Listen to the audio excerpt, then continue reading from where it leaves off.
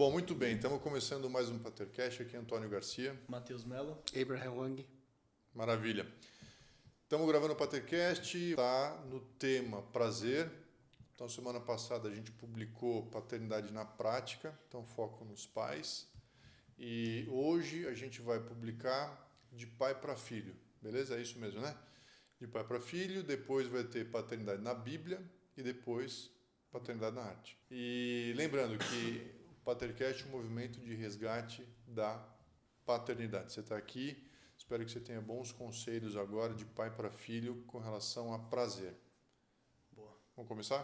Boa. Então tá, Matheus, o que você traz para a gente a respeito de prazer de pai para filho? Boa. Bom, trazer aqui de novo o conceito sobre prazer, que é uma sensação, emoção agradável, alegria, contentamento, satisfação. O objetivo hoje, a gente conversar, então você trouxe um pouco de definição de prazer, é o seguinte. Então vamos imaginar que eu estou conversando com meu filho. Cara, prazer faz parte da vida, mas não pode tomar conta da sua vida. Então, até outro dia eu comentei com vocês aqui, mas eu tive uma epifania, né? Epifania porque eu pensei sozinho, mas alguém já deve ter falado isso, que tem uma coisa muito interessante do prazer. Às vezes a gente acha, os pais falam, você não pode fazer tal coisa, isso vai te fazer mal. Daí você pensa, vai fazer mal para mim. Então, o que você está falando? Então, a gente tem a ilusão de que o prazer, apesar de ele ser sentido ou absorvido individualmente, que as consequências são individuais também, não é verdade. Então, o prazer você sente sozinho, mas você compartilha as consequências. Isso você pode levar para, vários casos. Então, você vai usar droga, você vai usar sozinho, mas depois a consequência vai para todo mundo. Todo mundo vai ter que te aguentar. Você vai beber, mesma coisa. Ou então você resolveu transar com todo mundo. Tá bom, mas na hora que tiver o filho, sua família vai ter que cuidar também. Os prazeres positivos também, dá para dizer que as pessoas colhem os frutos, ou você acha que não? As consequências. Os frutos, eu acho que sim. As consequências sempre vão ser compartilhadas. É difícil você ter uma consequência que vai ficar só com você, que a gente vive em comunidade. Agora, não tem como você sentir o prazer pelo outro. Não tem como você estar assistindo o filme aqui e o cara gostando. Então, sempre vai ser uma experiência individual. Sim. Agora, a consequência, talvez, tem algumas que são individuais, com certeza. Mas você vai compartilhar, porque a gente é relacional. Mesmo o cigarro. Eu lembro que meu pai tinha um lance, ele tinha raiva de bebida. E ele falava, todo mundo fala mal do cigarro, mas o cigarro traz consequências só para mim. Enquanto a bebida, o cara acabou com a família e tudo mais. Só que no final da vida, ele fumou tanto, no final da vida a gente precisou cuidar dele no hospital. Então, assim, não tem como. Você pode até, num curto prazo, ter uma consequência individual, mas no final das contas aquilo é compartilhado. Às vezes até eles fazem estudo de qual que é a consequência para a sociedade. Então, se tem um maior número de pessoas com tal doença, vai pesar mais para o sistema de saúde, De uma forma ou de outra vai ter uma consequência compartilhada, né?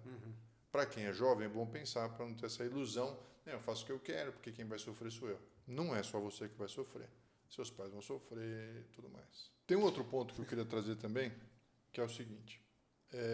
Tem uma passagem bíblica, é a história de Amnon e Tamar. Vocês conhecem essa história? É o seguinte, Amnon é o filho mais velho do rei Davi. Aí, ele tem um amigo que eu sempre esqueço o nome, que é uma má influência, péssima influência. E Amnon, ele gosta de uma meia-irmã chamada Tamar.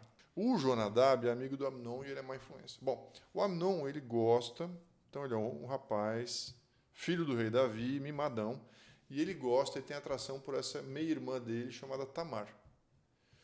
E o Jonadab fala para ele, chama ela aqui na sua casa, no seu quarto. Cria uma situação. Cria uma situação e aí você fica com ela.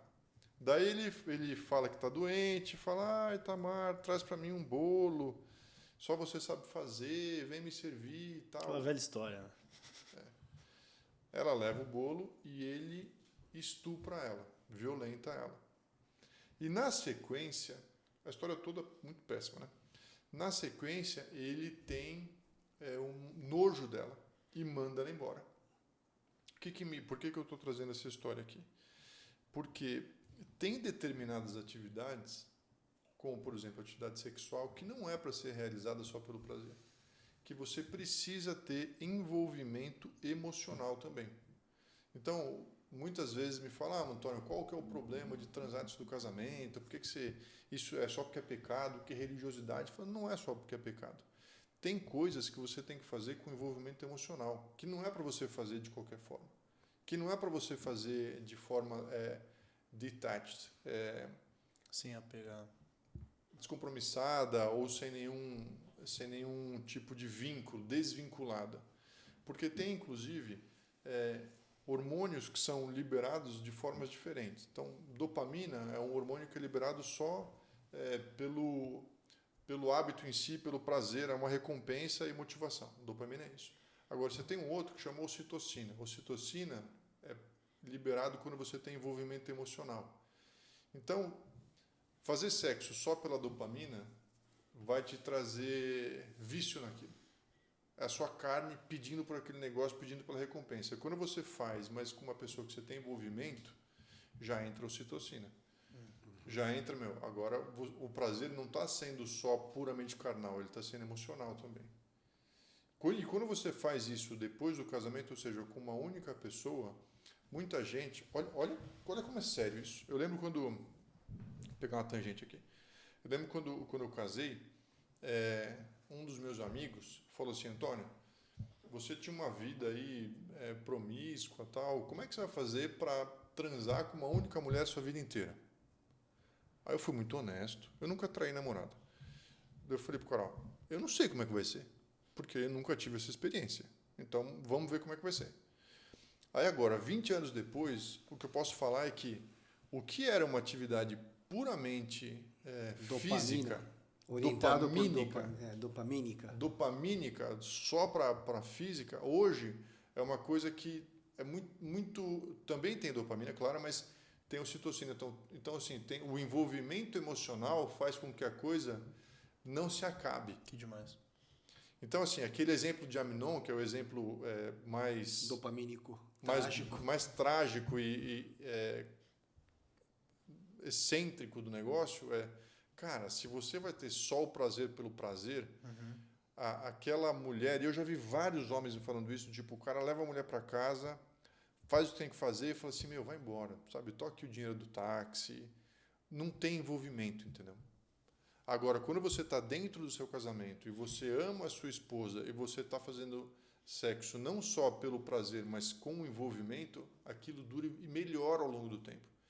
Então, hoje, 20 anos depois, eu posso olhar para trás e falar assim, cara, valeu a pena 100%. E vai continuar valendo a pena, entendeu? O envolvimento com uma única pessoa, com um sentimento, ele gera outro tipo de conexão que não é só a dopamínica. Você diria que o problema do prazer que vicia, então, é quando só é liberado dopamina? E é aquilo que tem um fator vício? Eu acho que sim, cara, porque o prazer, ele não... é que nem o dinheiro. O problema não está no prazer, o problema não está no dinheiro, o problema está no amor do dinheiro.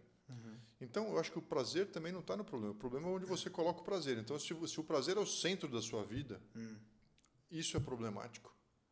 Porque ele tem o problema da tolerância, que é você pega e cada vez você vai precisar um pouco mais, entendeu? Tá, vamos fazer aqui um exercício. E aquele sujeito que no fim do dia, depois um dia, evidentemente, que ele trabalhou, foi produtivo, fez coisas, conquistou algo ali, produziu algo com as próprias mãos também, e ele se vê no direito agora de ter prazer. E aí ele vai buscar algo que traz um prazer momentâneo, totalmente dopamina dentro do que você trouxe. Você acha que esse circuito já é um vício nele? Já é uma motivação errada? Cara... Ele se vê no direito de... Porque hoje em dia a gente tem muitas pessoas que caem nessas armadilhas porque existe uma mentira de eu mereço, hoje eu posso, tudo bem, né? Eu acho que você tem que olhar não para o prazer, mas para qual está sendo a atitude em si. Porque, cara, você sentar e bater um papo com a sua família, você precisa trabalhar. Ainda, vamos imaginar a situação, o cara tem que levar trabalho para casa. Por que precisa um dia? Ele fala assim, não, mas eu não vou trabalhar agora, eu vou me dar o direito aqui de sentar, de conversar e tal. Cara, tudo bem. O que é diferente, não, eu vou ter que trabalhar, mas então eu vou me dar o direito aqui de ver um pouco de pornografia, entendeu? E fazer coisa errada. Não. Então, o ponto, acho que não está no prazer, mas no que você está fazendo, no comportamento em si ou no que você está ingerindo, né? Mas deixa de ser um comportamento. Eu estou fazendo esse exercício também, até pensando no meu filho, porque eu tive um certo momento, um dilema, se eu só estava fazendo a coisa certa com um sistema de recompensa, do tipo, só pode jogar videogame depois de fazer todas as coisas importantes. E aí o videogame dá uma hipervalorizada. Sim. Também talvez não tenha prazer nas coisas importantes, talvez uma lição de casa. É só mais uma tarefa, um caminho para chegar onde ele vai ter prazer. É por isso que eu acho que você tem que descobrir coisas, isso falando para o jovem, descubra coisas que trazem prazer, mas que fazem sentido. Então, me falam, já conversei com meus filhos, mas pai, usar droga é bom? Eu falei, eu acho que é bom. É lógico que é gostoso, é prazeroso. Se não fosse prazeroso, não tinha gente viciada. Mas aí, se o seu drive é só o prazer... Uma vez meu filho falou, pai, qual a profissão que dá mais dinheiro? Eu falei, tráfico de droga. Ele falou, pai, mas como assim? Eu falei, não, você está querendo saber o que dá dinheiro? Tráfico de droga por prostituição. Ou você está querendo alguma coisa que faça sentido, que tenha um propósito, que seja bacana? Eu falei, não, a segunda opção. Então, se você vai buscar o prazer pelo prazer, tem coisas que trazem uma recompensa bizarra.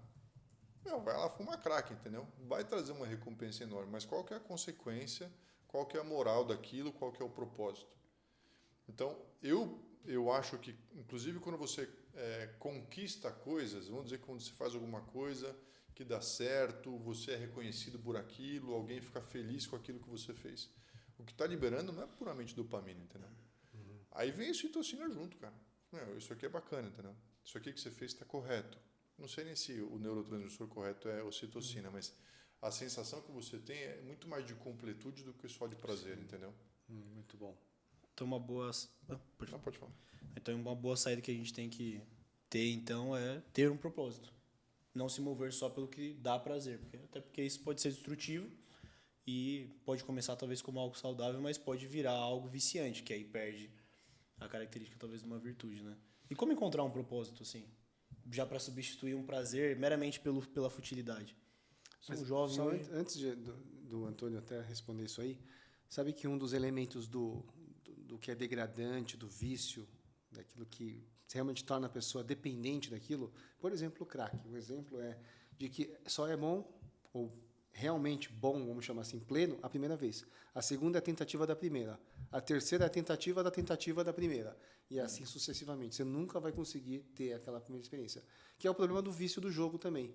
Porque a pessoa só vicia se ela ganha uma vez. E aí ela vai ter aquele ápice de alegria, de um sistema de recompensa, de ganho rápido, e ela vai sempre tentar experimentar aquilo de novo. Então, se ela não teve aquilo, então pronto. Então, acho que é degradante porque ela nunca mais vai ter. E aí ela se torna escrava daquilo. Sim. Mas isso que você está trazendo do propósito é porque agora tem algo que é construído, algo que é maior. Acho que o Antônio pode... Cara, assim, eu acho que um bom exercício de se fazer é você entender quais são as coisas que te trazem prazer. É legal. Por exemplo, comida traz prazer. Por isso que a gente faz jejum. Porque o jejum é uma forma de você falar para o seu corpo, espera só um pouquinho. Isso não é o centro.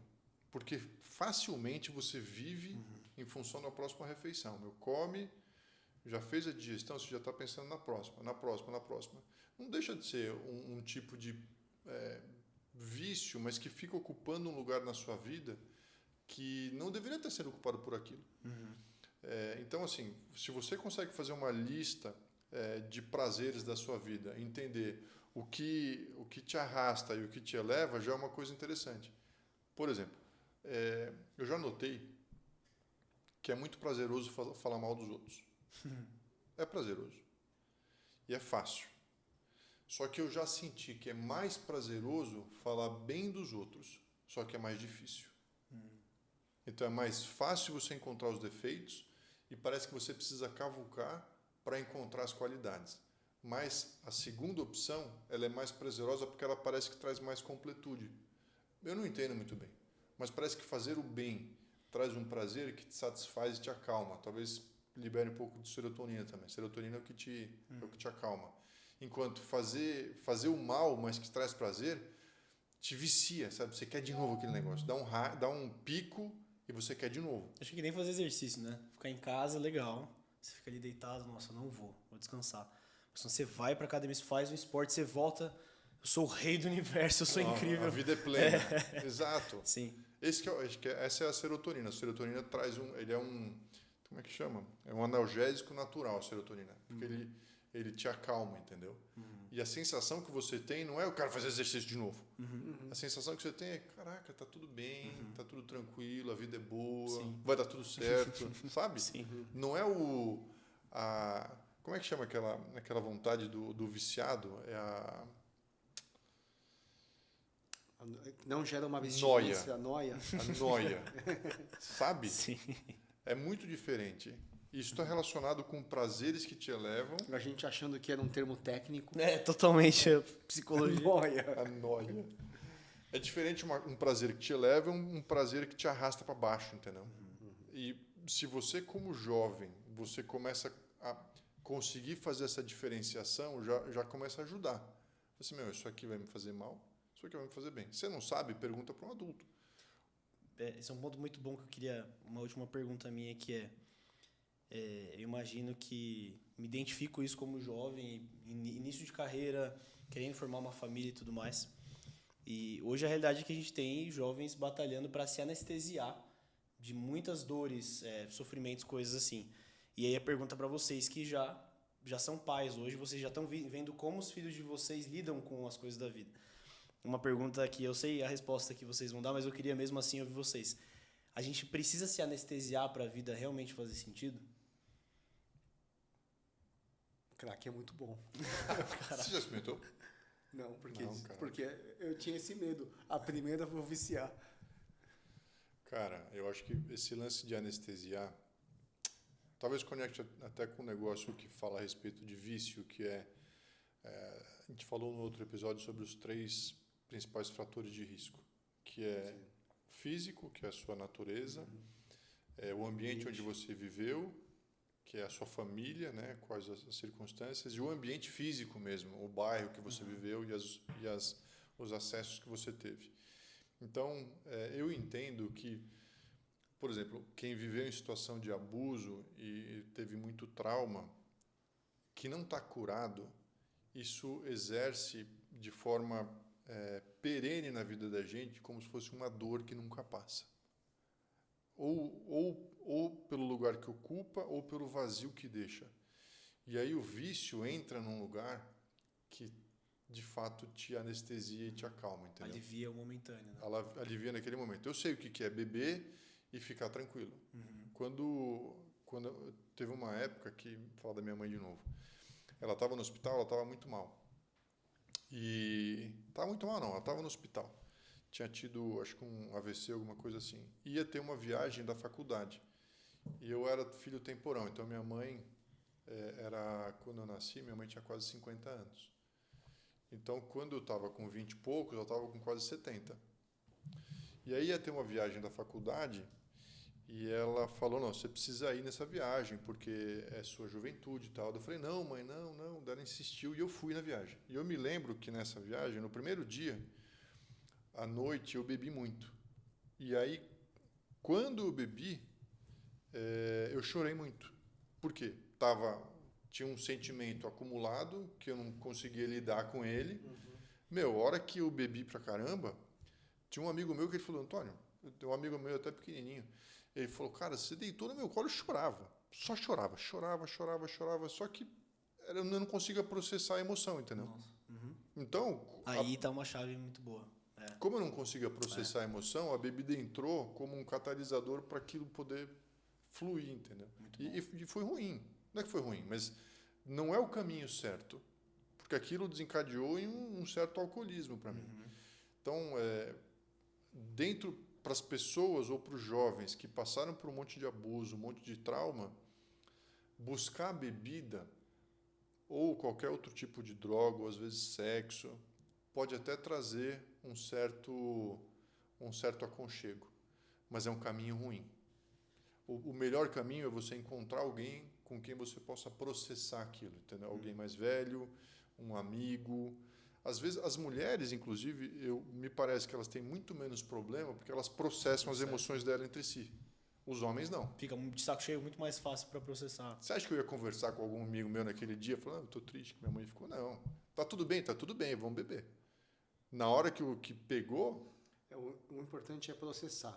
Muito bom. Porque tem muitas mulheres também que não vão ter essas conversas com seus maridos, com os seus parceiros, e vão viver o mundo do prazer, e aí não é a pornografia do jeito que a gente conhece e fala aqui, mas, por exemplo, uma série, uma novela, se torna esse lugar onde ela tem esse aconchego, esse cuidado. A fuga da realidade. E aí ela não processa isso com outras pessoas. Sabe que minha mãe, ela lia, tipo assim, um livro por semana. E eu acho que era a fuga dela. Caramba. Toda hora tava lendo, lia compulsivamente. Era uma fuga da realidade. É algo bom, mas que não está resolvendo, não é o caminho ideal para se resolver a causa daquela fuga que é Eu não acho processar que ela era, a emoção, né? Eu não acho que ela era feliz. Sim. Ela não endereçava, mas, puxa, meu pai, ele era infiel. Ela não tinha como resolver a situação. E antigamente elas não separavam. Então, ela não tinha como. Então, ela, lia. Tinha aquele clube do livro. Então, era a forma que ela encontrou, porque ela não conseguia lidar com a situação Esses que ela romances vivia. por si só já são viciantes. Putz, acho que eles são feitos. Não, aqui é igual série, né, cara?